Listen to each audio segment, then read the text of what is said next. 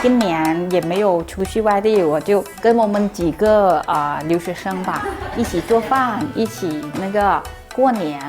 สวัสดีค่ะ，大家好，我叫文婷，我是นครพนม府人。我现在是广西大学国际学院东门研究院泰国所副所长。去年2020年，广西大学也是要准备封校了。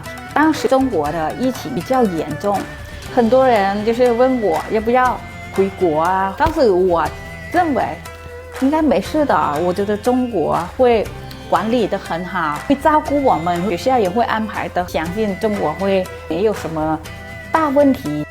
我很喜欢中国的，从我2008年来读研是吧？第一次来到广西，第一次来到了一的南宁，到现在年年都有变化，然后就是发展也很快。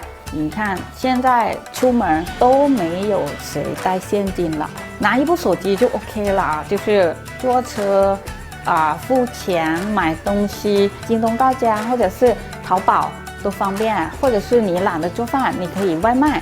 感觉这个中国是很厉害。今年2021年中国的春节，泰国政府给全国放假，因为我们华人也比较多也就是想过年。我们第一次政府给春节的那天放假，